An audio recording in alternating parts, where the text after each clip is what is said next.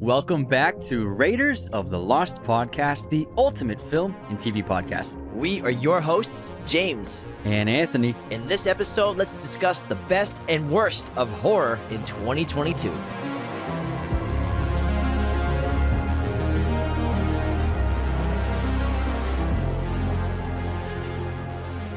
Hello, movie friends. Welcome back to the show. James and I are happy to be here discussing one of our favorite film genres, horror, and the year of 2022, and specifically for horror. I think we had, for the most part, an extremely good year. We had some excellent horror films, some of my favorite of the last few years that came out this year. We also got a bunch of pretty disastrous ones, which we'll get into and have a little laugh about.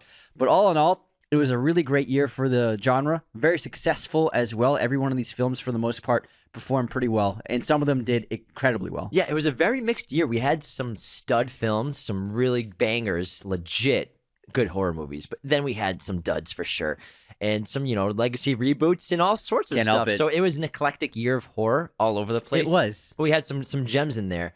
But hold on, before we begin, though, I want to just break down how you absolutely roasted me before we started filming. You called me, what did you say? I'm I said you look like a grunge, your outfit? Yeah, you said I look like a grunge stoner with running shoes. A grunge stoner. Well, because you have you just got the big flannel and you got the gray jeans. And your hair is super long. Yeah. But then you have workout trainers, which does not fit the outfit at all. It kind of fits the vibe. It does not fit the vibe. You need to throw some Chucks or some Vans on. No, that's too far. I need to pick up a bass and start playing. This does not work. These shoes, these shoes do not go with that. Bro, it's 2023. Athleisure wear has been here for a while. Yeah, but you have to have athleisure wear with athleisure wear. No, you don't. Not athleisure wear. You look like you play bass in a Nirvana cover band. But you have... I ran there. You ran there. I ran to the gig. You did squats before. It doesn't make any sense. Hey, man, you know what? It makes no sense. I think the outfit plays. I think it plays. And you know what? This flannel is so cozy and warm. Oh, it's comfy. great flannel, yeah. It's a Sherpa flannel. It's Wrangler. Anthony recommended it. Whoo! Game changer for the winter. Wrangler's This is not an ad, but this is like such a comfortable shirt. Like Wrangler should sponsor us because holy crap, this sweater. Yeah, well, I gave you mine. It's like $25 too. I gave you mine for your trip home. I was like, hey, this is nice and warm. Because when we were making the movie, I borrowed it because it's so loose and warm, but like it's shockingly warm for how thin it is because of the Sherpa on the inside. But quality. Like, it's light, it's flexible, it's it's easy to work in. It's excellent. You know what it is? It's horrifically warm. Anyways, I thought that was a funny tying into the episode. Horrifically warm. It's terrifyingly warm. It's terrifyingly comfortable. No, but hey, if it makes you happy, wear whatever you want. I think I look I'm just saying the outfit.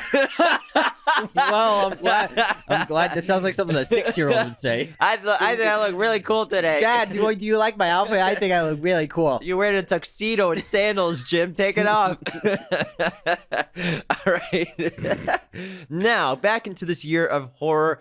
I think, since lockdown, this is a genre that needed a little bit of energy because nothing really came out in 2020. 2021 was pretty decent for a year. Not a lot of films still came out, but like not a ton of great original horror. But this year, we got a lot of great original ideas. I mean, when you run down the list of movies like Nope, The Black Phone, Barbarian, X, Pearl, Bones and All, based on a book, The Menu, Terrifier 2, Bodies, Bodies, Bodies, Mad God, Fresh. Lots of great new original ideas from the horror genre that we have been treated to all year, and it's been a terrific season. What a treat it was! It was a horrifically delicious treat. And so we did a ranking of each of our top 10 horror films from the year. Actually, I have a feeling they're going to be quite different because I've been listening to you here and there talking about like sometimes he listens to me, sometimes he doesn't. And this explains a lot, Anthony. Hey, you're the same. When you're talking to me, I'll listen to you here and there.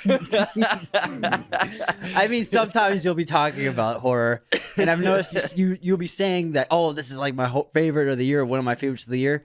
And I in my head would be like, no, I don't even have that close to my top. So I think they're going to be different, very different lists. Yeah, probably. But I think we agree on the bad ones. Yeah, absolutely. And I know a lot of people loved some of these, not so great horror movies. And hey, don't let us tell you what to like. Yeah. If you like Scream 6, you like Scream 5. What's wrong with Scream 5, huh? Was it Scream 5 or Scream 6?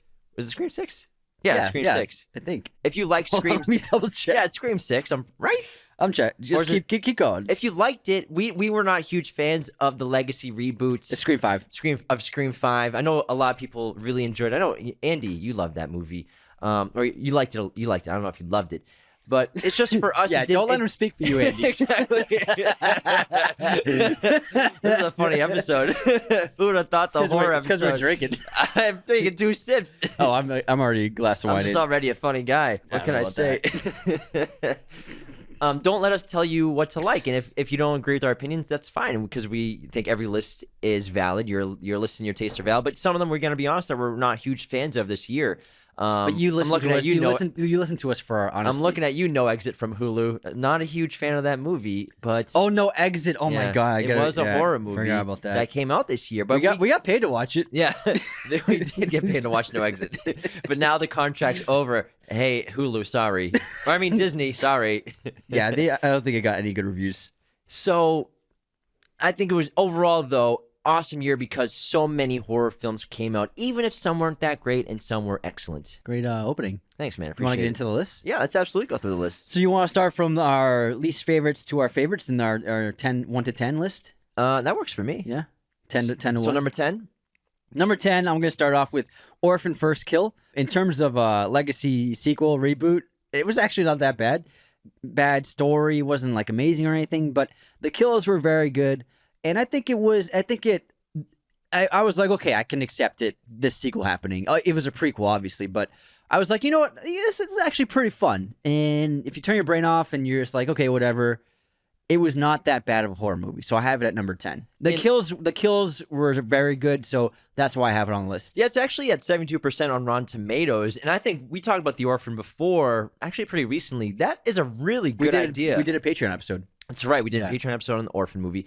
Awesome idea for a horror movie, really original, and I think that movie's really solid for original slasher, and really interesting, great character, great kind of like movie villain, horror villain, movie monster with the orphan. She's a monster. Yeah, the Orphan First Kill is solid. For a legacy reboot, you're right, it's pretty good. It's better than what I thought. It's not horrible.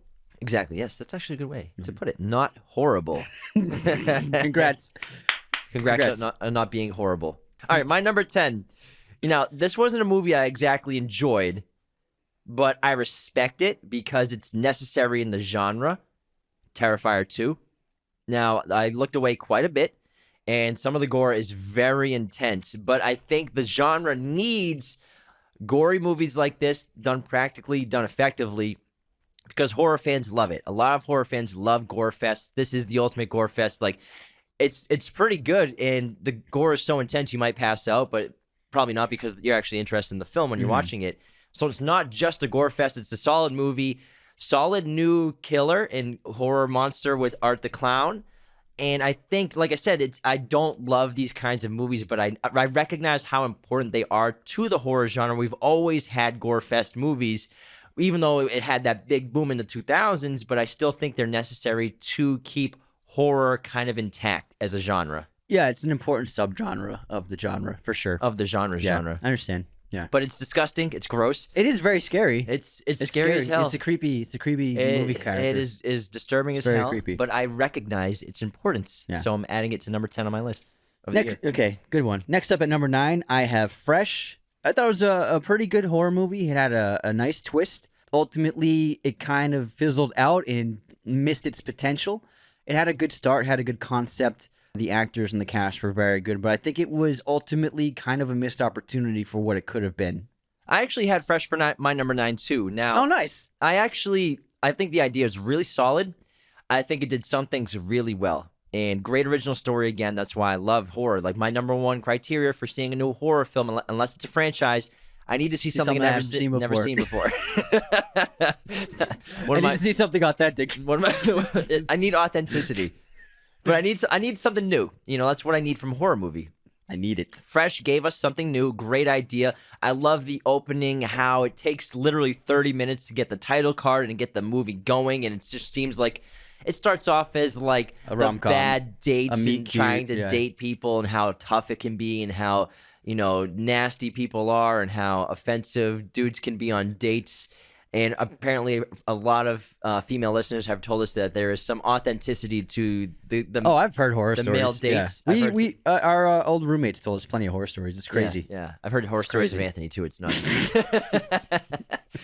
But then it opens up, and then it turns into a great horror movie of someone. Obviously, spoilers are going to go off right now for if you haven't seen Fresh. You know, Sebastian Stan plays a serial killer who captures people, specifically he captures women, and sells their meat, keeps them alive, and cuts meat off them slowly and sells that meat to people who want to eat human flesh. And great idea for a horror movie, terrifying villain. I liked how funny the serial killer was, played by Sebastian Stan. He just like took it like it was Atypical. It was sort of Patrick Bateman, but like more aloof and more silly, less sinister. Not like the most intelligent person alive, but like he's been doing this for a while and he has a normal life and everything. And Daisy Edgar Jones is terrific. This was like a big breakout for her. And then she did the Crawdads movie, which is also another big hit. Where the Crawdads sing. Yeah, the Crawdads It's movie. not just the Crawdads movie. Jesus Christ. Canceled. Yeah, where she eats crawfish. That fucking Crawdads. Yeah, she's just like, whatever. she pounded crawfish that whole movie. Someone gets arrested. I don't know. But it's a really good movie, but I think it could have benefited from a little bit of a change in the third act, where I brought this up when I did my own review of it, and I'm going to spoil the ending if you haven't seen Fresh, just warning right now, where they get back at the serial killer and then they end up like killing him, but not really killing him at first, and then he chases them into the woods. Like, why not kill him? Like, Exactly. Why not and they kill run him? away after they don't kill him. I get it, you're scared, you want to run away, but I think the best way that they could have possibly ended that movie was where they eat him.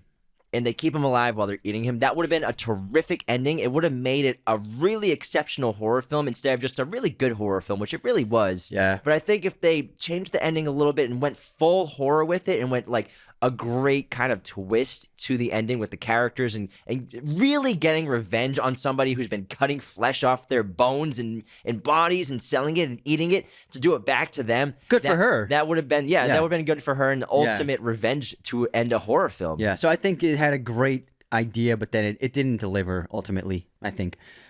All right, next up at number 8, I have Smile. Smile was a lot of fun. I thought it was a really interesting new movie monster. There's a smile. I'm smiling too. Anthony. I thought it was a cool concept, and it was well made, well acted. That lead actress, she's did a phenomenal job. I haven't seen her in anything. I think this is her big breakout. I think she was in a TV show before this, but she did a fantastic job. Ultimately, the movie had too much CGI for my taste in horror. I think in horror, you have to avoid CGI as much as you can, because the roots of horror come from practical effects and practical special effects. And a lot of this film, it could have been prosthetic and special effects, but I think they just went the easier route of CGI for a lot of the gore moments and a lot of the freakier stuff. And for me, there were moments that really took me out of it, especially the dead cat at the birthday party. It looked so fake. Anthony wanted a real dead cat. Do you think 100% that it was a CGI cat? It was 100%. Yeah. It looked so fake. Yeah. My guess is that they didn't want to maybe disturb the kids on set with having like a fake cat, but I feel like you could have just been a piece of paper that says this is something gross. You could have filmed it just showing a close up of the dead cat being held and not have the kids even be in the shot. You could have filmed it that way. You could have just gone from the kid reaching into the present, and then we cut to a close up of it being picked up, and none of the kids had to be in. My guess is they didn't want to scare any of the kids on set. That's my estimation. I think I might be right, but the CGI cat, I was like, come on, that looks so fake, guys. Choke me with that dead cat. Grab it, the tail, choke me with it. That's a her reference. Sick reference, bro. Catherine Wigg and Joaquin Phoenix. Kristen Wiig. I'm sorry, Kristen Wiig. Canceled. But that's not. There's CGI for a lot of the gore too. Yeah. Took me a lot out of the it. bloods. Yeah. Make it real. It's horror. You gotta go real. So those elements really made me put it down a peg. But I thought it was still an intriguing movie. I have it a little higher. I won't say where, but I'll discuss my reasoning when I get to Please, I can't wait. I can't wait to hear your reasoning. That sounded pretty sarcastic. Not gonna lie, you dick. Number 8 for me, I have The Menu. I really enjoyed this film. Another unique story that we got from the horror genre this year. It was really interesting, really, really well acted. The one of the filmmakers behind Succession made this film, and produced by Adam McKay and Will Ferrell. exactly. Thanks. Thank you so Not much. Judd Apatow. No, I said Judd Apatow. And it's really fun. It's hysterical. It's dark as hell. Great characters, really interesting. It lost me a little bit at the end of the film. I guess maybe not. Well, I spoiled fresh, so I'll spoil the Dude, ending. we're spoiling it all. Yeah, I'll spoil the ending of the menu where it all turns into these people are part of this menu, which is kind of going to become this cult-like ritualistic mass sacrifice and mass suicide where Ray Fiennes played this world-renowned chef who's just lost his love for cooking and just wants to go out with his masterpiece, his menu. And the people become a part of the end of the menu where they all just become the s'mores dessert and they all are killed and burned alive with s'mores around their necks. And when I'm watching it, I'm like, first of all, it's a little too like Midsummer, a bit much. And also, all these people who are just dying to stay alive, ironically, they were trying so hard to live, and they have lives that they want to pursue and continue living, that they're just going to willingly burn alive because of this great speech that the chef gave to them. It just didn't really fit the rest of the film for me. Because it only worked in Midsummer because you had Midsummer. Midsummer. What the fuck was that? Well, because I always say Midsommar, and that's not right. Los Dodgers. Los Dodgers. So I always say Midsommar, which isn't right. So then in my head, I was like, in the middle of saying Midsommar, and then I was like, no, say Midsummer. So that happened. In Midsummer, you have the two volunteers who willingly did it, but then like the lead actor, he's numb, so he can't. He's paralyzed. Numb. He's numbed. I'm sorry. His whole body. No, he's not numb. He's paralyzed. Paralyzed. Yeah. Sorry. So he can't move. Yeah. So, but the characters in the menu, they're fine. So it didn't fit. Them sitting there willingly dying, I didn't get that either. Other than that, great movie. I actually have the menu at 7, so I'll continue talking about it. But other than that, the film was really funny. Great dark humor. Also great horror. Shocking moments, especially some of the death scenes were really shocking. I had a great time watching this film. I thought it was terrific. Really well made, well crafted. It had a great balance of tone. And ultimately, Ray Fiennes does what he always does. He just destroys the screen and became a really great horrific antagonist for the film. I really enjoyed the film. We did a review of it like a month ago after it came out, and we're like amateur foodies. We love like restaurants. We don't go to like high-end restaurants like this. I watch a lot of YouTube videos. But yeah, I love watching cooking shows, and I love watching dishes being prepared and like the concepts behind dishes and food. And I see a lot of food on my Instagram and TikTok, so I love that. And then you kind of relate to the characters, especially Nicholas Holt's character, who's just like this supposed foodie who really knows nothing about food. And the irony. You just kind of connect to it. But I love restaurants and I love food, and I love having a horror movie set in a restaurant like this. It was really cool, and Anya Taylor-Joy killed this role as well. So Nicholas Holt is terrific. He's so funny in it.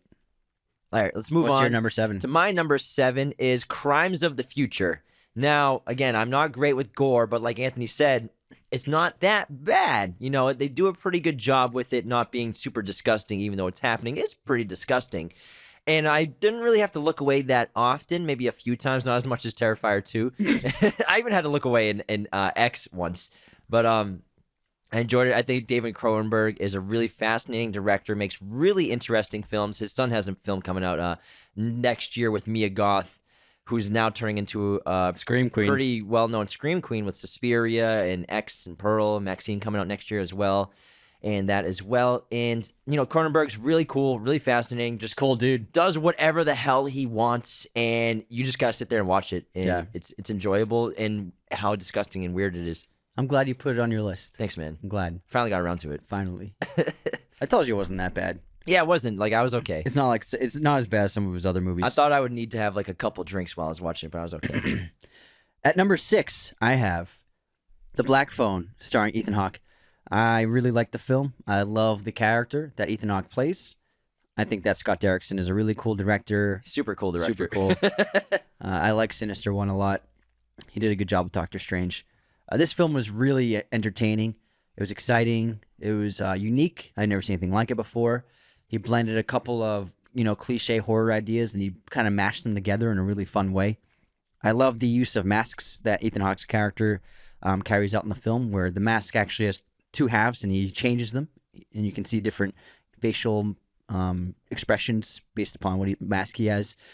I thought he was really a terrific presence, but the young cast did a phenomenal job, and the two young actors, the sister and brother characters, really carried the film and did a really standout job of holding it all together. Ultimately, I thought it was a really fun time. It had some super fun. I think horror is fun. I have a great time. It's like a very enjoyable for me. So I enjoyed the film. And it had great scares. It wasn't super jump scary, but more like tension building and like, oh shit, what's gonna happen? I think it had the best jump scare of the year. It had, yeah. I know you thought. I caught air. I saw you jump. I look like Chad Muska with the boombox and Tony Hawk's Pro Skaters. Jesus, specific reference. There's a skater you can play with, and he's holding a boombox on his shoulder the Chad whole time. Muska. That's great reference. Sick reference, bro. But I liked the film a lot. It was great. I have it a little higher, so I'll wait to talk about it. But I enjoyed. Yeah, the I Black can't wait Phone to a hear lot. what your reasoning. The sarcasm is just coming out of you. It's coming out of your pores, man. Goodness. Number 6. That was your 6, right? That was my 6. My number 6 is gonna be X. Y'all know we've been talking about Ty West for a while on this show. We've given Ty West as recommendations to so many people on Twitter and Instagram DMs and messages. People always asking us like horror movies to watch. We're always like, go through Ty West's filmography, House of the Devil, The Innkeepers, a couple other bangers he's made that just aren't really well known. But this is like the year of Ty West. You say that every time. It's every time. It's the year of Ty West. You know It's what? the year of authenticity. You know what? I think I'm gonna so much authenticity. I'm gonna go. I'm gonna go now. All right. You can handle the rest of the episode. I can't. I swear you can't say the word. You can't say Ty West without saying it's the year of Ty West. It is the year of Ty West. Sorry. He's killing it. He is killing it Because people are finally recognizing who he is, and like, finally. they haven't. No one was watching his movies. No, I know you're right. It's just every time you say it 3 times. No, it's been like 10 times. 3 times. 3. Anyways. Okay, so Ty West having a good year. See, that's better. Yeah. That's the different. It changes it up. Yeah, I'm coming out- saying change the phrases all. Ty West having a good year. He came out with X and Pearl, and the third film in this little franchise trilogy is coming out next year called Maxine, all starring Mia Goth. X, I think, was just terrific, harkening back to old horror films, and just he hit every beat that you can expect from a classic horror movie. And I just love the concept, the design of the film, and the story. The characters are really interesting. Jenna Ortega is also turning into a Scream queen. She's in this as well as Scream 5. And also now she's Wednesday Addams, so she's really just also booming in the horror genre, just like Mia Goth. But I really enjoyed the heck out of X. It was really funny, really scary, maybe the most disturbing gore scene I've seen all year, besides Terrifier 2, but with Mia Goth. Which one? When Mia Goth as the old lady, she also played the old Oh, woman in the the film. kill in front of the car. Yeah, so in front of Yeah. the truck when she's knifing the guy in the Yeah, throat, that's and messed Ty up. West make us watch like Yeah. 7 slices into the throat. Yeah. I had to look away after a couple. I couldn't take it. But I like that. You know, that's why I have an enjoyable time at Yeah, I horror thought it was films fun. as well. Yeah, it's fun. But We're fucked up. X was terrific. There were some things that I thought were a little corny, like the music and the singing. I thought was a little off. Oh, for me. really? Yeah. For which part? And when they just break out into song, Uh-huh. I didn't love that part, okay. but I know that it played as the background track Yeah. for like the sequence that was happening, Yeah. the little montage scenes, Mhm. and like having the guy play guitar. But Salnori just like starts rocking guitar, and like someone singing. It didn't completely connect with me, but aside from that, I thought this was like So you just hate joy? it was a near music. it was a near perfect horror movie, and I loved the crocodile, alligator, whatever's in that pond. I thought Yeah, that that's those great. scenes were terrific. Nice. Like when you see it in the opening from the sky view, it's like it's gonna get It's a her. great shot. It's gonna get her. I was like, oh, fuck. All right, let's want to do our number 5s and then hit into the intermission? Or how about we'll go into our intermission And then do the second half? Yeah, so All right, we cool. just did our 6s. And then we can also still talk about other horror films that have come out this year that didn't make our top Yeah, 10 yeah, right now. yeah. So there's still a lot to talk about. Actually, how about we'll do number 5, then we'll do that, because we'll have some more on the other end. Sounds good. Sounds great, bro. Your face. That Oh my god. was the fakest reply. It wasn't even human. It was like you were like a serial killer trying to blend in. We should. Great suggestion. Terrific, other human. Hello, fellow human. All right, my number 5 for horror in 2022 was Luca Guadagnino's terrific Bones and All. I thought it was really great. Blend of horror and romance, beautifully shot, extremely well acted. It had an awesome cast, great villain, very disturbing moments of gore, like extremely disturbing. I found it to be very powerful and profound for that genre, very meditative in a way too. And it was kind of like if Terrence Malick made a horror movie, like this would be. Well, he did with he did his first movie was a horror movie, but not like gory like this. So I think Luca is really one of the best directors alive, and all of his films are really magnificent. And it was cool to see Timmy do horror. I think he's really, stretching his genres, trying things out. He's also a producer on the film too, which is really interesting to see. I love Luca as a director. I'll watch anything he does. He brings artistry to a genre that you'd see it's like European style filmmaking, but in the horror genre. So it's really magnificent to see, especially his style and his vision in America, which we hadn't seen yet. It's always been in Europe. So I loved the film. I found it just like very mesmerizing, and what a great ending too. I have it higher, so I'll talk about it in a little bit when I get to it. But I think I'm assuming Timmy helped purchase the rights to the property. That's why he's listed as a producer on the film, and he probably gets Oh yeah, part yeah, ownership yeah. on the rights to the book. I'm sure That's usually what a lot of producers do. Like Brad Pitt, he produces a lot of movies. He's just basically securing the rights for the story for the movie, whether it's being adapted from a book or not. Now, my number 5 is Jordan Peele's Nope.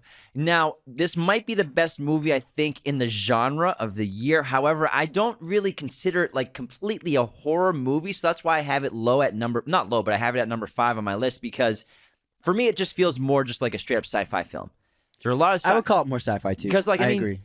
There's scary parts, but when you think about it, like War of the Worlds is scarier than Nope, and War of the Worlds is a sci-fi film. Like I don't consider War of the Worlds really a horror movie. It has a lot of horror elements, and I know Jordan Peele's horror director, it's really all we've seen from him so far. But I still feel like Nope, at its core, at its heart, is a science fiction film, obviously with an alien intergalactic species. So I don't really consider it. If it was just a straight up horror movie, I'd put it number 1. It's the best movie on this list that we've seen. But that's why I have it at number 5. But nonetheless, it is terrific, stunningly filmed in IMAX film by Hoyt van Hoytema. Nolan's new DP he's been working with since Interstellar, and the story is excellent. Daniel Kaluuya is phenomenal. He's Jordan Peele is basically De Niro. That's what they call each other. Keke Palmer's excellent. Acting is terrific. The locations and the shots are just mind-blowing. And we actually didn't film our movie far from these locations. I was thinking that because I recently watched it on a plane. And it was my second time seeing the movie since it's been on, because I only saw it once in theaters and IMAX, obviously. The second viewing is really terrific for Nope. It aged so well and deserves a second, third viewing like pretty soon after you've seen it for the first time in theaters. It made the experience a little better because you understand everything that's going on, and then you start to get more of the metaphors as you're watching the film. But we did a great episode on Nope. It's just awesome. I love the filmmaking style, mostly practical effects.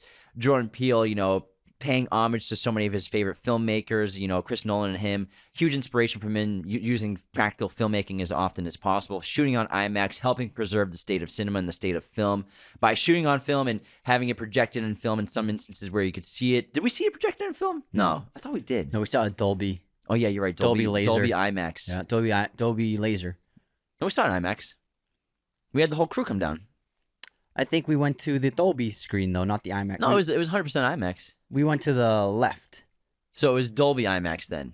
It might just be Dolby. It was an IMAX projection. Whatever, yeah. There's no way we didn't see Nope in IMAX. That's what I'm saying. Yeah, okay, I think you're right. I think it was just Dolby Audio with the IMAX.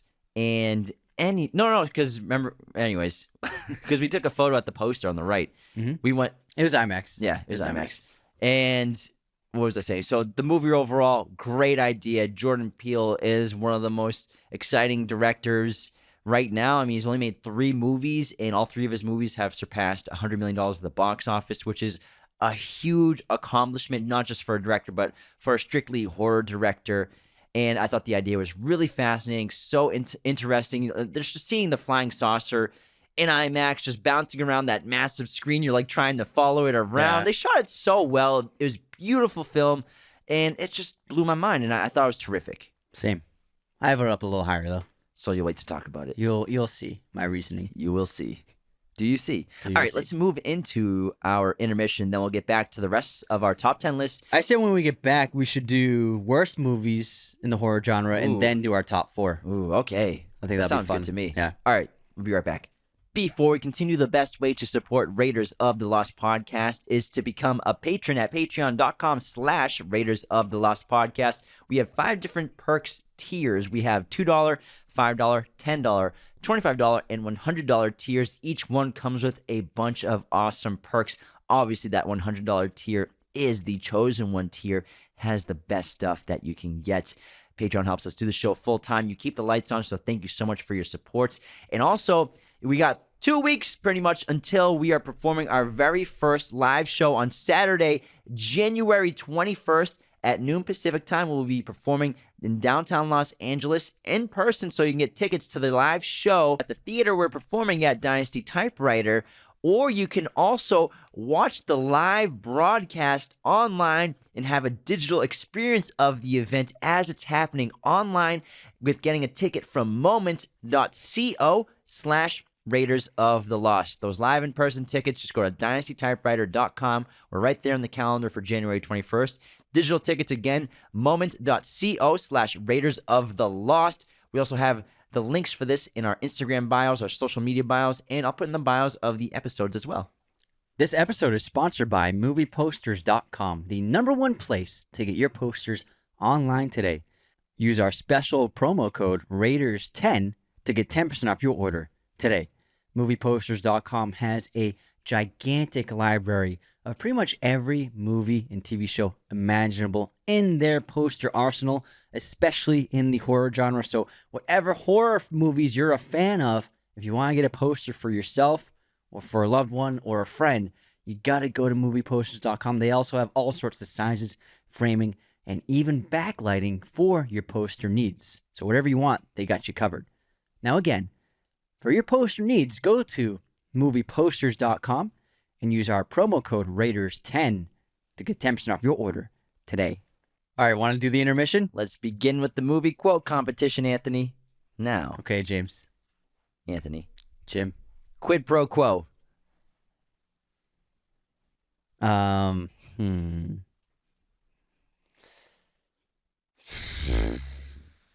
The Departed. No, it's a horror movie. Oh, it's a horror movie? I don't know. Silence of the Lambs Oh. It's one of the scenes with Clarice. Yeah. and Hannibal. Good one. All right, here's my quote. It is not the violence that sets men apart. It is the distance that he is prepared to go.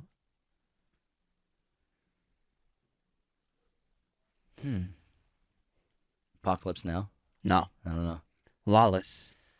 Tom Hardy's character. Need to do a little Southern drawl for that. Yeah, I should have, yeah. Should have. All right, guess this movie release year. It, the original. As in, like, the modern original? No, like the first the one? old TV movies. Let's go with 19. Yeah, I'm pretty sure it's the 1900s. 20th century. 1989. 1990. Ah, that's close. The year of our birth. Year of the Lord. Year. That's a reference to the movie. Sick reference to our short film. James's cameo. Deleted scene. Deleted. Y'all see the deleted scene soon. I thought I was going to get famous off that, man. Sorry, man. I thought it's over now. It was your fault. It was my shot. No. This is my moment. You were hilarious. I can't wait to show everyone. We might show deleted scenes. Yeah, I think that's a good idea. Yeah, we'll show deleted deleted scenes yeah. at the event, 'Cause the live show as Yeah. well as digital broadcast. we ended up deleting some scenes to keep the runtime short and the story tight. And immediately they said, we have to get rid of Jim out of this movie. We got to eliminate him. Can't look at his face anymore. I already see it enough. Wow. JK. What's your movie year or movie? Black Hawk Down. Ridley, 2003? 2001. Damn, it's an old movie. 21 Tom years, Hardy 22 has years a role old. in it. A lot of people have roles in that. Yeah, a lot of actors perform in that film. They certainly do. Tom Hardy's wicked young. He's like wicked young, bruh. He's got that their short fade too. They all do. They're all soldiers. Movie pop quiz time. All right. And Carrie, He's got like the soldier haircut. Obviously, Carrie gets a bunch of blood dumped on her when she is named the prom queen. Yes. What kind of animal is that blood from? Pig's blood. Nice. Way to let everyone else guess. Sorry. Jeez. Kid always answers the question before I finish it. And all you people listening are probably like, oh, there goes that. I guess that was what I was looking forward to the most, is guessing that. But thanks, Anthony. Sorry, man. Jeez, I try to tell him all the time. I just get so excited. I got to get a flashing light that says, Don't hold say your it. answer. Don't say Hold it. your answer. Stop. Stop. All right, here's my quiz. Fucking God, dude. Tom Hardy co-stars with Daniel Craig in what film? You know what's funny is because we've gotten so much flack about saying Craig that, like, when you say Craig, it sounded like you said like Smoke. Like, Smoke. Daniel Craig. I just want to make sure I get the inflection right. I don't want to. Honestly, wasn't even listening to the question. Can you say it again? Tom Hardy co-stars with Daniel Craig in what film? Tom Hardy and Daniel Craig. What? Daniel Craig. Daniel Craig. What the? Not Layer Cake. Is Tom Hardy in Layer Cake? No. Layer Cake? Yes. Yeah. He's one of his crew. That's right. Yeah. Yeah. It's basically the same character as a rock and roll. I know. I was gonna say, yeah, Handsome Rob. Yeah, it's before anyone knew who he was. It's funny. I've only seen Rock and Roll once, but like the characters have stuck with me so long. I still think like Idris is super cool in that movie. Tom Hardy's Handsome Rob. The cast is awesome in that movie. Gerard Butler's the lead. Yeah. He did a great job as the lead. What do we got for any haters or unsubscribes this episode? We just filmed an hour ago another episode. We did back to back, so I should have saved some for this episode, but I used them up in that episode. So no unsubscribers. You emptied the chamber, man. Sorry, I got excited. God damn it. Yeah. Sorry, no unsubscribed. Sorry, guys. All right, well, how about On This Day in Film History? I guess we should just leave. Just leave, man. Episode's over. On This Day in Film History, today is January 5th. Not any movies came out that are worth talking about, but really? Lots of good birthdays. No, nothing. Give me one. I didn't write them down because they're all not worth talking about. I want to know. I don't think I'd heard of any of them. Oh. Yeah. Well, you haven't really watched that many movies, so. Yeah, I've watched like 7 movies in my life. Happy birthday today to the late George Reeves, who played Superman before Christopher Reeve. Plus Robert Duvall, he's 91 today. Wow. Bobby. Hayao Miyazaki, he's in his 80s. Oh, wow. Diane Keaton, Bradley Cooper, and January Jones. It's a great list. Yeah. My streaming recommendation for this episode is going to be something that just got added to HBO Max, the entire John Wick franchise. Oh, they got it all? To get ready for John Wick 4. Woo! Oh, that was smart by Warner Brothers. I know. That trailer for John Wick 4 looks so good. How much do you think they paid for the licensing for a year? What company is John Wick? John Wick is, I believe it's Universal. Let me check. Don't quote me on that. John Wick Production Company. I wonder. John Wick is Deveney Films done the road pick. Yes. Universal. Well, who's the distributor? That would be the big studio. Let's see. Distributor. Whoever bought it. Summit Entertainment. Summit. So yeah, Summit Entertainment is owned by Lionsgate. Okay, Lionsgate. All right, Lionsgate. Well, that makes sense because Lionsgate has had a deal with Warner Brothers for like the last 15 years. Yeah, they've been working together a lot. But it is distributed by Summit Entertainment. Yeah, but Summit's owned by Lionsgate. Lionsgate. Oh yeah, they bought Summit. I remember they bought Summit because Summit got big actually because of Twilight. They were nothing, and then they made Twilight. You're nothing. They were just like a tiny some dude in a garage making home movies. They were a very small company, and then they produced Twilight, and Twilight just destroyed at the box office all of them. So then that really built Summit Entertainment into a major studio. Yeah, they did pretty well. Yeah, those movies. And then they also produced the Hunger Games as well. Oh. So Summit was very successful in the 2000s. My streaming recommendation is, I think, one of the best comedies ever. The 40-Year-Old Virgin is now available on Amazon Prime. If you haven't seen it, I couldn't recommend it enough. I think Steve Carell's best movie. Steve Carell. Steve Carell. Stephen Russell Carell. You know, he owns a shop in New Hampshire, a grocery store. Yeah, he still works there. It's a grocery store. Is It's such a good movie. It really is. it too close to home though for you? Here we go. Here we go. Here we go. The 40-year-old Every virgin. time, it's so funny. You know, when I picked it, I was like, Jim's gonna make a 40-year-old virgin joke about me. I can't help myself. He's gonna make a 40-year-old virgin. Funny every time. I think it's You're turning red. I think it's the fifth time. No, it's probably the 10th time, honestly. Might be the 20th It's time. honestly every time you bring up the 40-year-old virgin, it's still funny. But you usually say it's like, hey, you're gonna get there one. You'll make it happen, or something like that. It's like Anthony, don't worry, you won't get there. We won't let it get that bad. It'll happen, pal. Every time. Oh my god! You know, that's actually the movie where I learned who Thor was. Really? Because when is he talking about Thor? Well, in the film, Catherine Keener, she's like getting sick of him, like not wanting to have sex with her, and it's been 3 months of dating. It was that was their deal, and then when she says, "Hey, I want to have sex," and he panics, and he's like, "Oh," because he's so nervous, and he panics. He doesn't want to ruin it. And she's like, "What do you want? Do you want me to be Thor? I'll be fucking Thor. You want me to be fucking Thor?" And I remember when after the movie, I was like, "Who the hell is Thor?" And then I looked it up. I was like, "Oh, Thor's like a comic book character." That's the first time I ever heard Thor in my life. Well, speaking of Thor in Marvel, something you said earlier reminded me of. We just did an episode on Monday on the Safdie brothers, Uncut Gems and Good Time, and you brought up Scott Derrickson, how he did Doctor Strange. Yeah.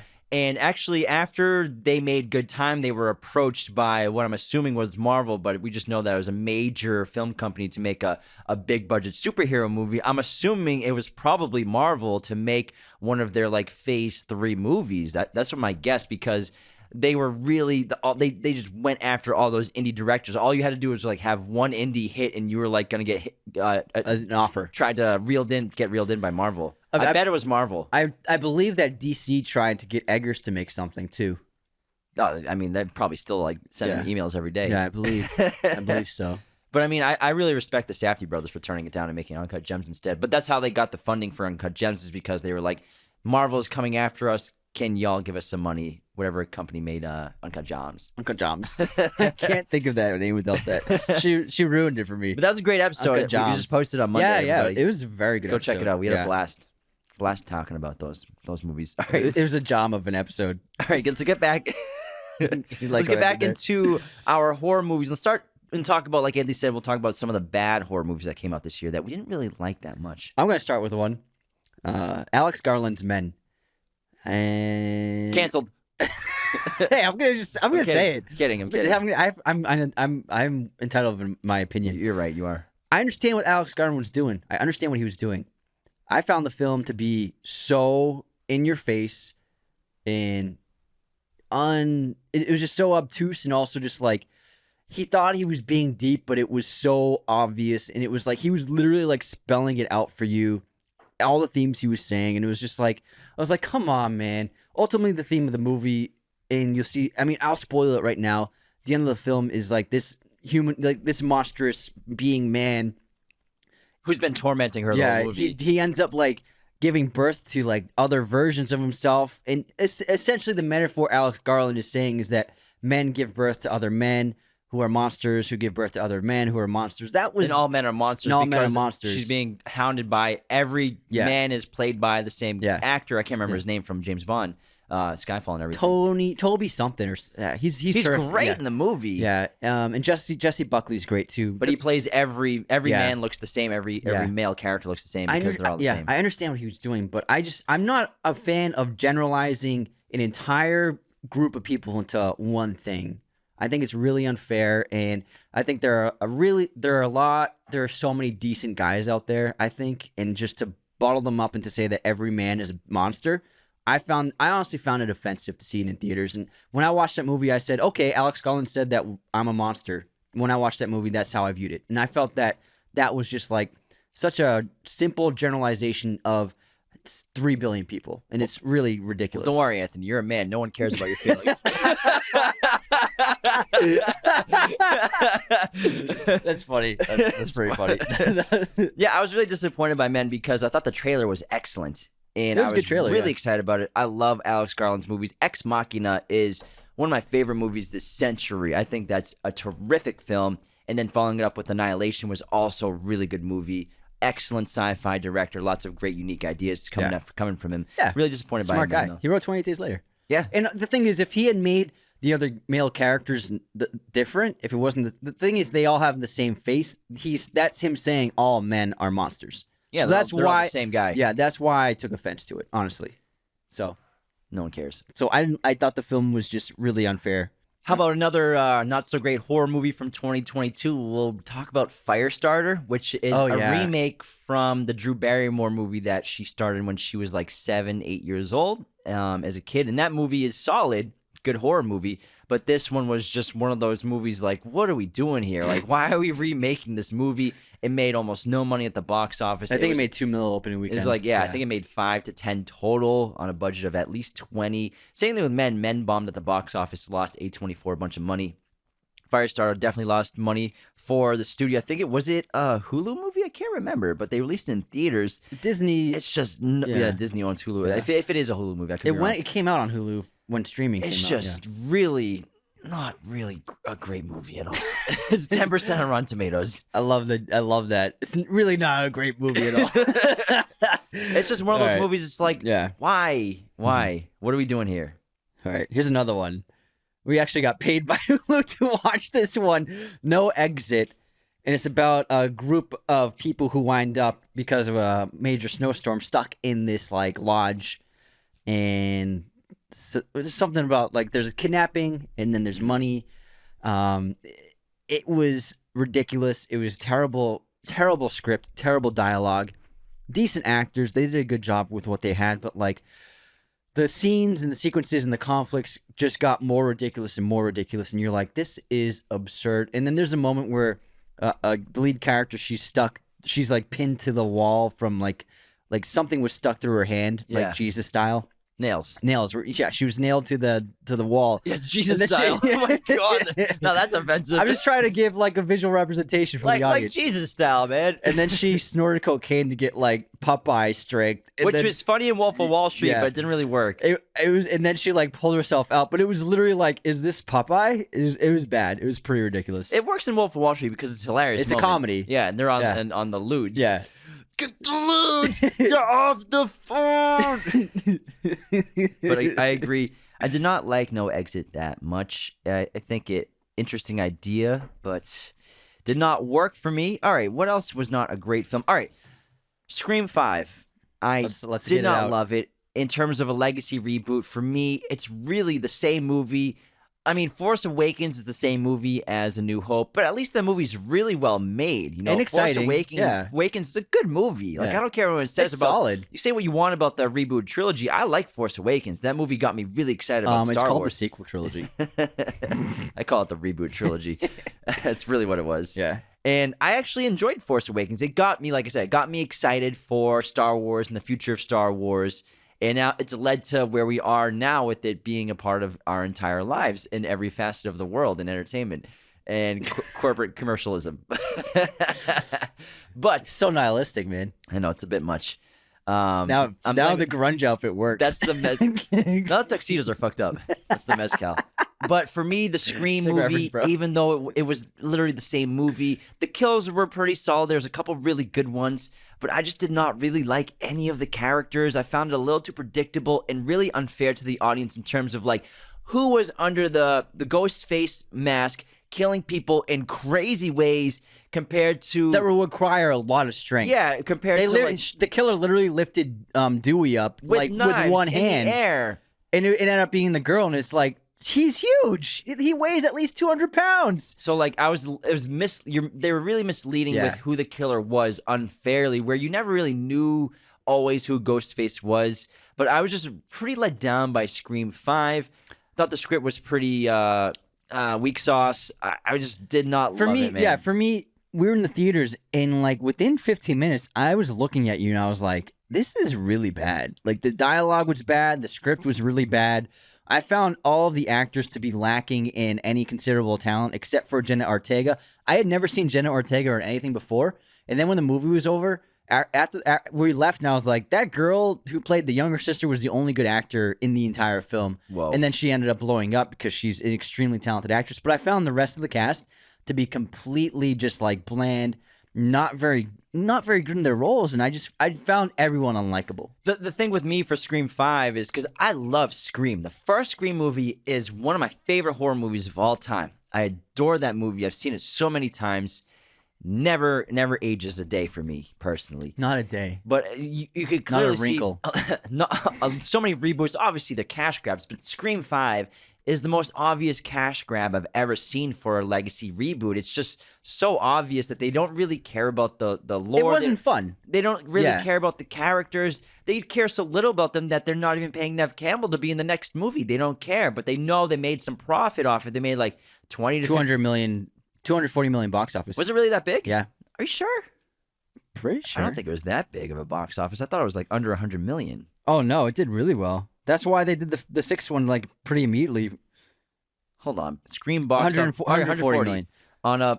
But it profited 100 million. Yeah, so obviously they're rebooting it immediately, and I think just showing the lack of respect for Nev Campbell shows what they actually care about the franchise. It's really just going to be a mechanism for making money and profit, which obviously movies are a business. Studios are in the business of making movies to make money. They love making movies, a lot of them, but they love making money. That's the whole point of making movies is to get a profit on your creative investment and endeavor.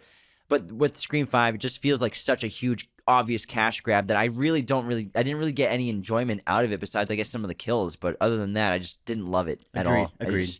I was really disappointed. I wanted to like it. Because we love the Scream franchise, I wanted to like it, but I just didn't. Then the big one. You know the big one. What's the big one? Morbius.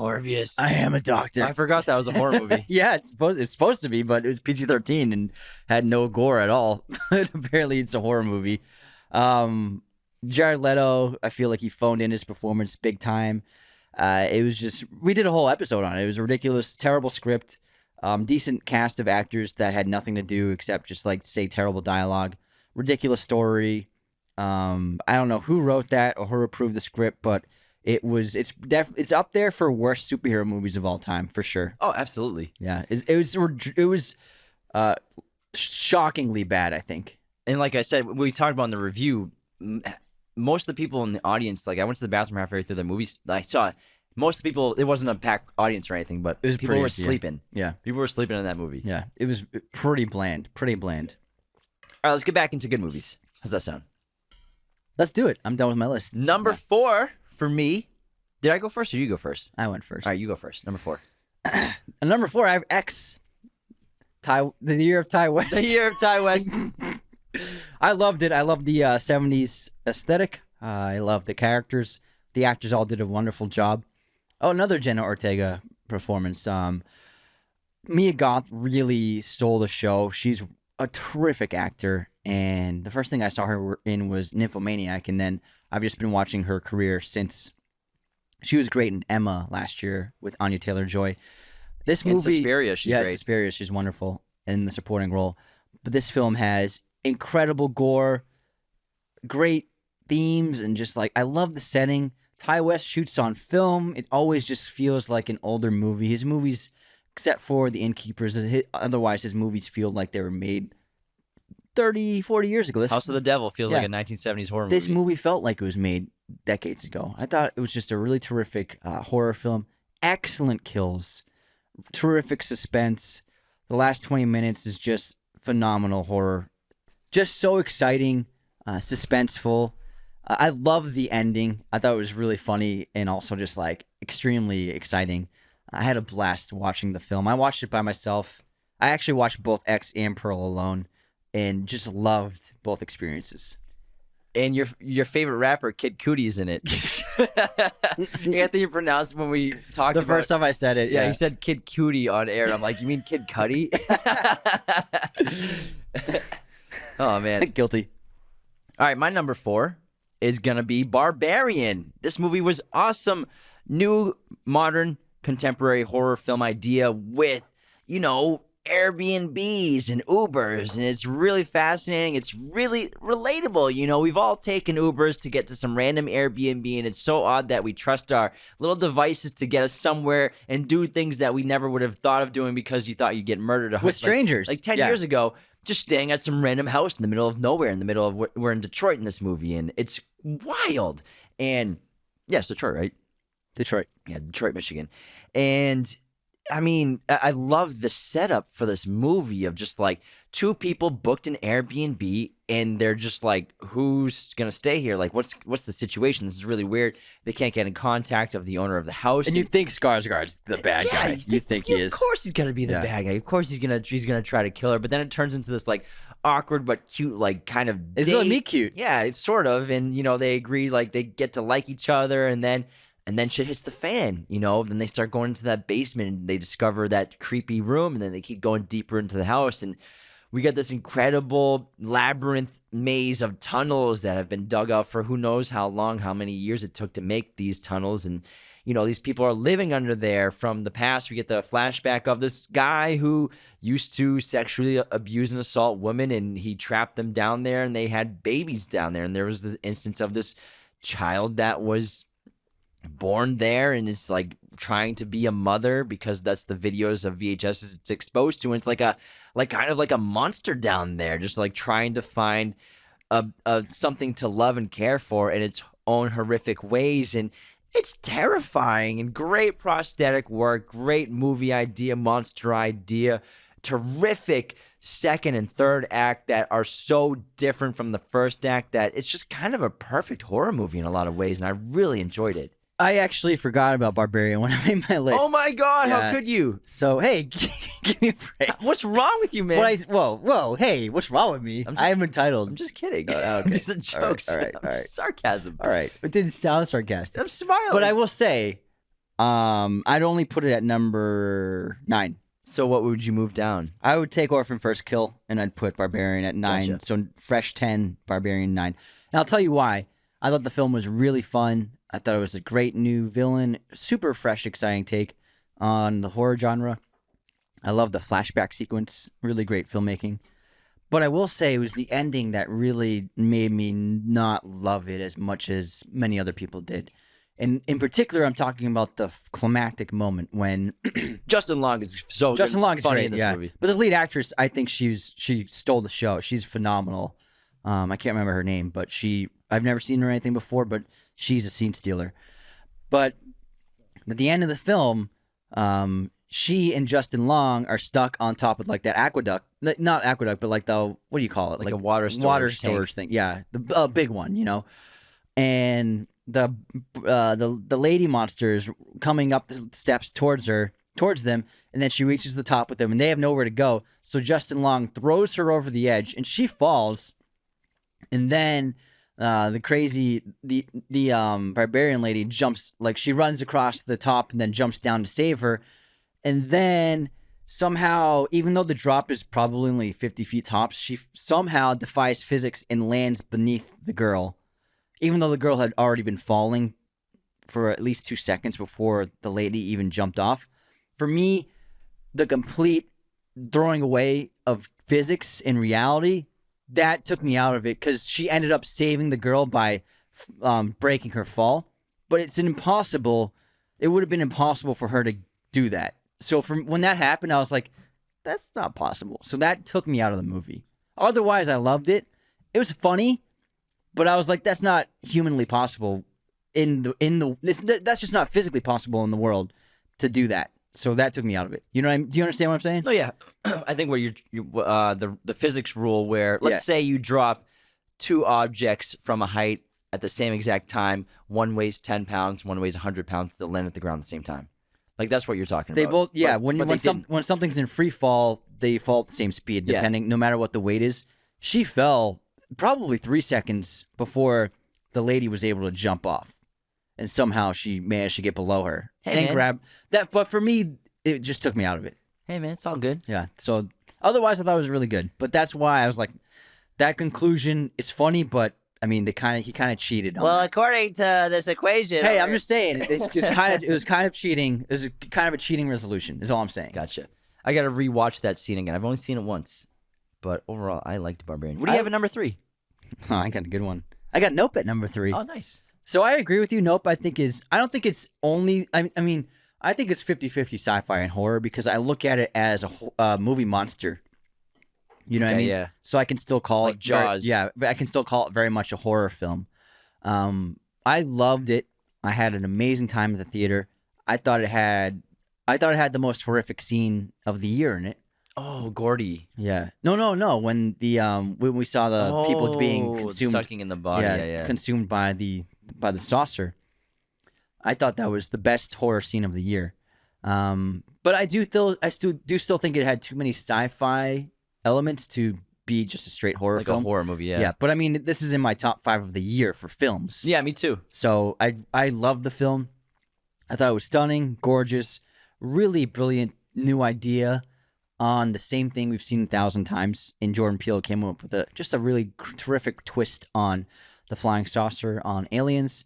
It had so much great humor combined with the drama and a lot of heart with the siblings, plus the great horror. I thought it was all around a really terrific experience. I loved seeing it in IMAX. The big screen experience was really wonderful. We saw it with a bunch of our fans / friends and Patreon members too, yeah. It was just a really fun night. Really terrific film. I love Jordan Peele. So for Jordan Peele, I think Get Out is one of the best films of the last decade. Us, I think, was definitely a step down. It was good, but I don't think it's as great as, a lot of people will say it is. For me, Jordan Peele needed his third film to be really great.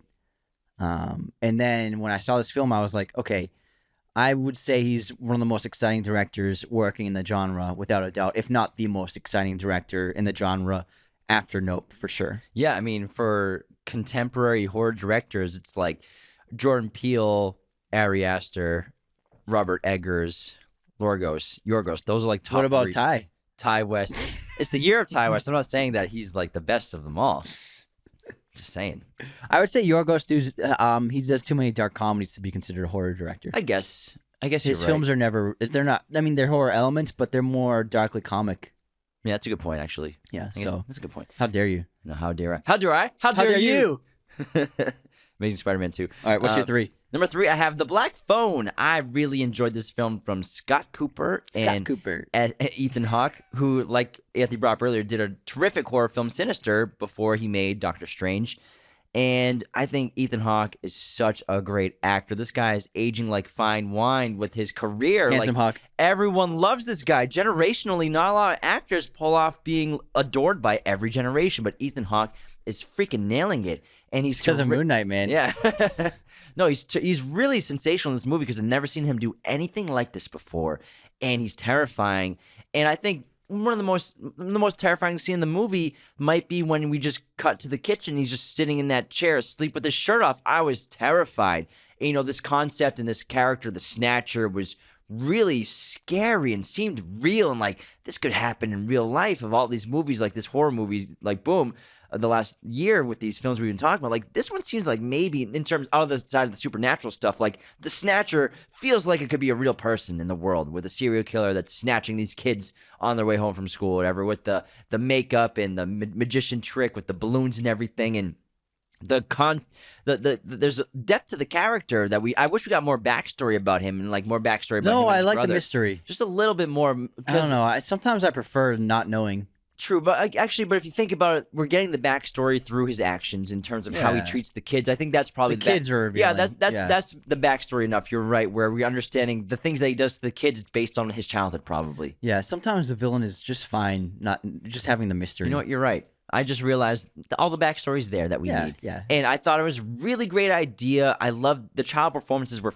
phenomenal. I love ghost stories and this concept of like the phone is like a kind of a connection to the afterlife of these children whose souls can't really pass on to the next step in after death because their lives were taken too soon. They were stolen from them, and they can't really move on until somebody takes the Snatcher out, and they're really just trying to help the kid who's stuck down there. And I love kind of the ingenious ways he's trying to escape and crawling around and trapping the Snatcher and trying to like tunnel through that wall, through the freezer that's locked, but then getting vengeance and killing the Snatcher himself. I thought that was awesome because we never really see horror movies where the kids who are being tortured the whole goddamn movie take the goddamn killer out themselves. He like broke his neck. It's always like a cop shooting the guy. Did he choke him or did he break his neck? He choked him. He choked him out. Choked him out. Choked him out. It was great. I was like, I was let's cheering. go! Yeah, I was cheering. The crowd cheered. Remember we saw it was a great crowd. The audience applauded and screamed. We were all like, him. yeah, fuck it was yeah. awesome. Yeah. It was such a good movie. I loved it. I will say the what I didn't like about the film, the family drama was a little much. Yeah. And it went too long. Like the abusive father. Yeah, they have and the everything. abusive alcoholic father. It went for like 20 minutes before like the Snatcher stuff was happening. And I was like, this first act is quite long of this like terrible family stuff. And it kind of felt unnecessary. Didn't really relate to the plot. So I think that if Derrickson had trimmed that down, it would have been a stronger overall film. Yeah, but there was a great balance of like realistic horror mixed with supernatural horror. I liked it, I thought it was a great blend because a lot of people can go too far in that supernatural direction. It doesn't really fit the tone of the movie, but they nailed it. You're right. With the sister and having the visions and everything and the dreams. 100%. Loved the movie. Loved it. All right, time for number 2. We're getting into the big Let's leagues. go. At number 2, I have Pearl. Ooh, that's high. Ty West, I think, with The Pearl. year of Ty West. The year of Ty West. I loved X, and then I saw Pearl by myself. And he sees a lot of movies by himself. I saw The Fablemans by myself. I actually like it. It's nice. Yeah. Generally, I have the theater mostly to myself, which is cool. So you don't have to get mad at anybody. Although the Fablemans screening was terrible. There was literally 5 different people from areas talking. I was like, what the fuck is going on? Like, they showed Sammy, like, with the film strips taped to his table and then showing how he spliced to film together. Yeah. Someone, like, 2 rows back was like, oh, so film used to be shot and then you'd have to tape and splice it. I'm like, Everyone knows. I'm like, he's literally showing it. You don't have to explain this to this person. You're Spielberg. Don't scream so close to the mic. Spielberg is showing it on the screen. You don't have to explain it. Oh my God. You love the sound of your voice that much? You have to explain what's happening? Everyone knows how movies are made. Oh my God. I gave them a dirty look and they stopped talking after that. But anyways, the Pearl screening was great. I loved it. And I think it surpassed X in a lot of ways. I think that the character development of Mia Goth's character was phenomenal. Her Pearl. Pearl. Yes. Sorry. What's her name? The fucking title character. Oh my God. She has a great 7-minute monologue without a cut, which is insane. And then the movie ends with the credits of her just smiling and looking at us fucking like 8 minutes straight. But other than that, the performance for all the scenes is great. I like it a lot better than the X. I thought the story was really like mesmerizing and so deep, and I think it might be Ty West's best movie. I found it to be very striking. The visuals were terrific. I love the filmmaking. I love just like the way Pearl reacts to the movie theater guy, and he's like, he feels like, hey, I'm uncomfortable, and he's trying to leave, and she's like, what did I do wrong? She's like freaking. I was like, oh my God, she's selling this so well. And then she just fucking stabs him with a pitchfork. And then I love the shot where her sister-in-law is leaving, and then Ty does a leading tracking.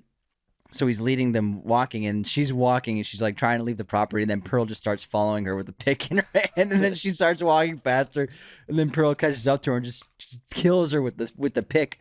Oh my God, the kills were great, and I love the story. I love the dance number. He got a little magic realism in there with the dance number in front of the judges, and then when they're like, thanks, no thanks, and she's like, what do you mean? She's so confused of why she didn't get picked. Yeah. I found it to just be both like terrific horror but awesome character study while also being like really darkly funny. Like, and she has sex with a scarecrow. Yeah. She has sex with a scarecrow. I mean, come on. Now, That's if you had not insane. seen X first, would it have worked as well with Pearl? What do you think?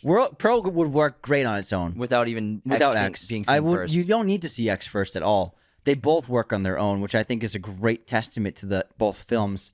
Like even though Pearl is a It's an origin story. Yeah. Pearl origins. You get character of Pearl in X. You don't have to have watched X to watch Pearl and still enjoy it the same amount that you would. But I think you enjoy it more knowing X. I think so too. But man, I really because we already kind of know the character a little bit. But we know what's driving her. Yeah, and I love how like she's hiding her dad and like her dead mom when the guy comes over. I'm like, this is so fucked up. Yeah, I really loved it. It was great. My number 2 is gonna be Smile. I really like. I knew this you were movie. putting this high. I was surprised how much I liked this movie. They marketed it so well. You know, they had people like at the playoffs of baseball, Major League Baseball in America, wearing those neon shirts, doing the creepy smile. Yeah, that lady just like smiling in front of the camera was crazy. They had multiple people doing that in multiple games, and this movie passed $100 million like pretty easily for like a $17 million budget. I think the filmmaking was really creative. I can't remember who the director was, but you know they did some cool. Whatever the name was. They did some cool camera movements that I thought was really fascinating. There was a lot of tilting and upside down shots. Although I mean, wow, Ari Aster did it first. Such a hater over Just here. saying. Such a hater. Ari Aster did it first. Smile was directed by Parker Finn, and Parker Finn did a great job. Yeah, I thought the idea was really great. I really love It Follows, a horror movie that came out starring Micah Monroe, 2014, I think. Damn. Spoiler alerts. It's similar to that. It's kind of the same kind of cursed movie. I love just spoil it. I love cursed movies. All right, and you know with It Follows. Do you love cursed? Yeah, no. With Jesse Eisenberg? No, have not seen it. The You've seen the werewolf. Oh yeah, you've seen it. It's all right. I love cursed movies. I think they're really fun and really interesting. It Follows. It's this cursed STD, you could say, where you have sex with somebody who is being followed by the it thing. Spirit that entity, follows. yeah. It passes on to you at some point once it comes down the chain of people it has to kill. And then Smile is similar, where it's not like sex, but it's more based on trauma and seeing somebody die in front of you horrifically, traumatically, to get passed on to you. So a curse is being passed on to you that you can't escape. And this movie is really well made. It's really well written. Sosie Bacon is the lead actress. You were trying to think of her. That's earlier. her name. Yeah. Great, really, cool really, name. Really terrific in this She's movie. very good, yeah. Sold every scene, sold the fear, the terror, the dread. She's like kind of like you're going through. For me, she was so good that everyone else was they were not holding their own against her. I agree. It was noticeable. The other actors, every one of them was like she was killing it, and everyone was like just saying lines. She was on a different level. Yeah. You know, she was really terrific. The cop was pretty good. Her ex in the film. And you're just feeling her dread and the suspense and anxiety of this ticking clock running out. At some point, it's going to get her, and she's discovering the secret and understanding it. It's kind of reminds me of The Ring a lot as well, with Naomi Watts' character in that movie, trying to discover especially with the timetable and trying to, I can beat it, I can solve it, I can figure out. And you think at the end of the movie, you think she has figured out, but no, she doesn't. She gets taken out. She gets killed by the cursed Smile, gets passed on. Obviously, we're going to get a sequel to this movie. I can't wait because I love this movie. It had funny moments as well. But, man, I jumped a few times. But overall, I had a terrific experience watching this in theaters. Yeah, I thought it had a lot of great moments. And, I mean, just because I had it low doesn't mean I didn't like it. I still really enjoyed it. But I will say, another thing I forgot to mention is the ending. They pulled this thing where you thought she escaped, and then she got out of there and killed the thing, and then she went to her boyfriend's, her ex's house. I knew that she was still stuck in that cabin. And then, oh, yeah, me too. And then when it was revealed that she was still stuck in there, I was like, yeah, I already knew that, guys. So I felt like that wasn't a surprising twist for me. I knew that was going to happen too. I was waiting for it, but I was like so satisfied by it, where I was like, I knew you didn't. I knew there's no way you could kill it. I was like, oh, I was like, that was pretty obvious that she's gonna still be in the cabin. I guess that's the difference between you and I, Anthony.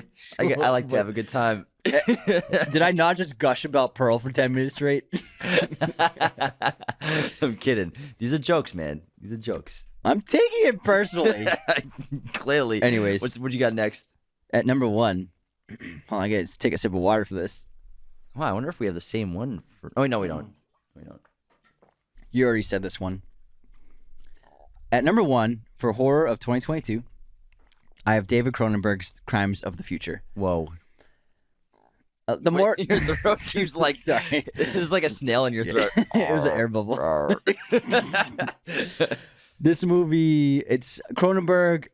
The last 12 years has been a little bit off and on, and because he wasn't doing horror a couple of times. I mean, he did like non-horror like 5 films in a row. Yeah, Cosmopolis. Yeah, and then Maps of the Future, Maps of the Stars, and then a couple others. He's an amazing director, but he's had some misfires for sure. But what I've always admired about David Cronenberg is he makes movies for him. He never compromises. He never makes studio movies. He never sells out. And he makes the movies he wants to make. And I have a lot of respect for him because he makes some weird fucking movies. Videodrome's pretty fucking weird. Yes. Existence is like, what the fuck? And then with Crimes of the Future, I had high hopes for it, especially because the cast is amazing. And they are just fantastic. Viggo Mortensen, Kristen Stewart. Kristen Stewart is fantastic in this movie. I think that if I was going to pick Best Supporting Actress, I might pick her as Oscar winner. She is amazing in her role, and she really chameleonized her. Like, she's just unrecognizable, even though it's Kristen Stewart. Like, her performance, her mannerisms, her manner of speaking, just terrific. Léa Seydoux, I think, is just one of the best European actors working today. You've seen her in the last couple of Bond movies, but Viggo really sold it. I just thought it was a really genius take about the future. So in the future, what happens is humans have become basically desensitized to everything. And for them to feel anything, they're starting to experience pain to feel. They're inflicting pain upon themselves. That's become just a common thing.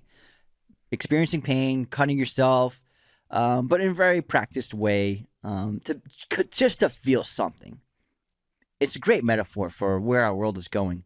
And Viggo Mortensen's character in particular, working with Léa Seydoux, his partner, they're performance artists, and she performs different surgical procedures on him for art shows. And it's like the new cool kind of performance art is watching him get cut open in different ways, watching her tinker with his organs.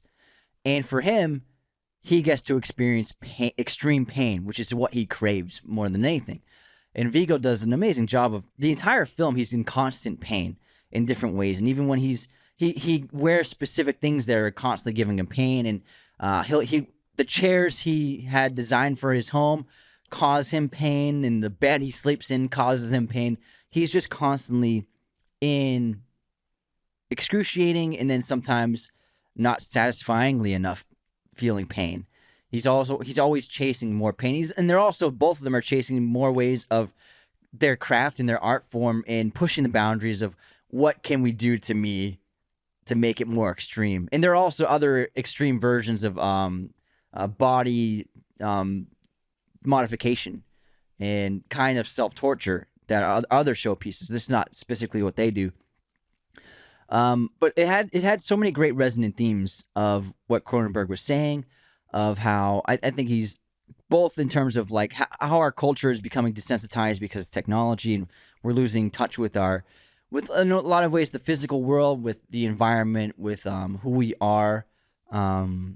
Also, there's a new kind of food that is people have found a way to eat rubber and plastic and turn that into an actual biofuel that people can eat. That's another great element that Cronenberg put into the film. But it has a really terrific tone, wonderful score. I have never seen anything like it before, even in Cronenberg's filmography. It was shocking. And getting back to his roots of who he really is as a filmmaker was really a sight to behold. It's one of my favorite movies of the year. Not many people saw it. It made no money. I don't think it's getting any streaming numbers. I don't really know of anyone that saw it. I know George saw it, our friend George. Other than that, I don't really know if anyone else saw it. I haven't seen any talk about it really on social media. But it's a shame because, Cronenberg is such an interesting filmmaker and artist, and he pushes the boundaries of storytelling. This is really, I think, fascinating stuff, fascinating filmmaking and storytelling and approaches to, I'm like you say, you want to see something new. I'm always all about like a new experience. I've seen every movie. I've seen every kind of story. Cronenberg is still one of those directors, those rare few directors that manages to push the envelope still to this day. And it's a special thing. And I think that it was just flat out a wonderful film. Great pick. Thanks. I love it. I love it. Now on to my number one. Let's hear it. I talked enough. I just ranted. I want you to eat me, bones and all. Bones and all, baby. Luca Guadagnino, my guy. Y'all know how much we love this filmmaker. Luca, Call Me By Your Name is terrific. Suspiria is excellent. Bones and all was shockingly good. Obviously, I knew it would be good. It's Luca and Horrifyingly Timmy. good. Horrifyingly good. Luca and Timmy teaming up again. These two guys are terrific together. Great collaboration. Like heavyweight boxers. I'm like boxing over here. I'm like throwing crosses and jabs. Luca and You're Timmy so pumped. getting together. Beautiful film, as horrific it is. Like we talked about we did an episode on Bones and All, and we were discussing how, like Anthony brought up earlier, Luca Guadagnino coming to America and shooting it, and how his perspective of being an Italian filmmaker growing up in Europe, and how he shoots movies, and how he would shoot America, and how he would shoot the United States, traveling In the this rural country. Midwest, especially. Yes, and I thought it was beautiful landscape shots, cinematography. I love how he opens this movie up with art, just like he does with pretty much most of his movies. And Call Me By Your Name, he opens up with the statues and music. And He always does title credits. In this film, he opens up with the oil paintings of the rural Midwest in southern states. And the high, what do you call those? Power grids. The towers. Power grids with music in the background. Suspiria, he opens up with beautiful artistic still shots of the scene that they're setting up. So he really, I love the way he opens his movies and how they relate to the story in different ways. And Bones and All, not only is it terrifically acted by the entire cast, just a couple regulars from Mark Rylance is the villain. Mark man. Rylance is incredible in this. Great characters. It's a really interesting concept of cannibals, and like we said in the episode we did about they're not glorifying We cannibals. did a good review of It's it. just an Yeah. interesting concept. It's a freaking horror movie. It's a movie. It's a movie. This is not going to make people eat people. Yeah. I understand all this friggin'. It's just clickbait. But honestly. it's just fascinating to see what a story would look like if cannibals were really common and existed in the world, and how they're kind of like a different kind of species from humans, and they have Yeah. different abilities in terms of their sense of smell, and they have different intuitions and instincts compared to just a regular human, and how it's genetic and hereditary. You can't control it. At some point, some people, they're born with it because one of their parents had it, and it's just in their bloodline. It's in their blood. They can't prevent it. Either they off themselves, lock themselves in a room, or feed. And this great concept of what happens to this girl who's grown up, her father's been trying to protect her protect the world from her, and trying to last as long as he can until she's 18 to finally leave her because he can't take it anymore. He can't keep bouncing town to town and watching her like torment and kill people and killing babysitters and Killing eating a the kid. fingers off of girls in Yeah. her classes. And the lifestyle must be so difficult. And see what happens to that person, that young girl who has to make it on her own in this world with this horrible curse, another curse that I loved. And you haven't explained, but real quick, they're called feeders. Eaters. Sorry. They're called eaters. You never eat another Yeah. eater. And when they eat human flesh, they feel euphoria. And they can't, it's like something they crave that they need. It's kind of like a drug addict. Yeah, and they can't live without it. So that's why they eat people. And they get to the point where, like, even her mother, she's eating her own hands and arms because she has to feed on human flesh. And it's about her, it's a coming-of-age movie at the same time of her, finding young love. And like most young love, it never lasts. It's not eternal most of the time. And trying to find her own way, meeting these other eaters and feeders of all different kinds. Interesting, terrifying characters, great performances. Michael Stuhlbarg, who's also in Call Me By Your Name. He plays Elio's father, and that movie has a terrific monologue. Cy Abelman? He's in the series, man, the Coen Brothers film. Chloe Sevigny has kind of a little cameo, small role in the film. Obviously, Timothée Chalamet, super talented actor. We love Timmy so much, and it's just great, like Andy said, to see him do horror and like horrific characters like this, where a lot of actors or actresses wouldn't really take on roles like this. Taylor Russell, floored me in this role. She's absolutely terrific in this movie. The rest of the cast is also stacked. I mean, from Moonlight, Andre Holland from Moonlight is her father, and he's terrific in this movie. It's just such a well executed movie. The filmmaking is expert. It's shot pristine. on film. It is shot on beautiful, gorgeous, and terrifying. There aren't that many gore sequences or sequences of us seeing feeding or eating or killing, but when they do happen, you really feel it. It's visceral. Luca wants you to feel like you're in that room, in that backyard, wherever's happening. He wants you to feel a part of it, and he really does. And I thought it was really terrific. Storytelling with exposition from the tape left by the father. It's not forced exposition down your throat like in the first 20 minutes. It's just steady throughout. We're learning about the characters, and I really freaking love this movie. Great special effects, too. The flesh being torn or eaten, it looked very believable and quite disturbing. I love the film. I'm glad you put it at number 1. It's an interesting pick. Yeah, and Trent Reznor, Atticus Ross did the music for it. So it was really beautiful. Like, they did a good dark, job. but also lots of beautiful acoustic guitar. It felt like Brokeback Mountain. If they were cannibals. Like cannibals, yeah. There's like the feeling of it. And it is beautiful. It's tragic. Obviously, cannibals and feeders, they live a life that's meant to end at some point early on. And they're not going to have a long life.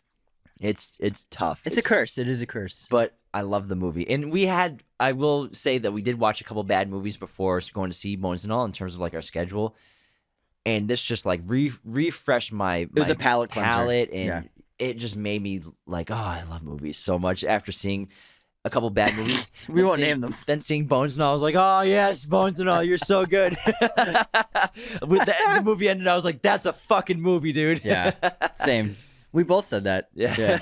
We're like, that's a fucking movie. Terrific. That wraps our episode on Best and Worst of Horror in 2022. It was an interesting year. Yeah, we got a lot of gems, some duds, Ups and and overall downs. just like a great, reboot to the genre after everything with COVID great and everything. reboot. Yeah, because like next year we'll have plenty more, but like we had a lot to choose from and a lot to watch this year for horror films. Hopefully, The Year of Time West. The Year of Time West. We got some great ones coming next year. I cannot wait to see Beau is Afraid, Ari Aster's next film next year, as well as some Maxine. Maxine's coming out next year. So I'm sure we're going to have a great list and stacked year as well for 2023. This year coming up because it's already 2023 right now. Right now, yes. Thank you so much for tuning into this episode. Be sure to get tickets to our live show in person or digital online experience. You can get the tickets, the link in the bio on our Instagram and social media accounts, as well as I'll put them in the links of the episodes of our show like this one. So just go into the Spotify, Apple Podcasts, YouTube bio. You'll find the links there that you can click on. Thanks so much for tuning in. Become a patron at patreon.com/Raiders of the Lost Podcast. And take care, everybody. See you next time.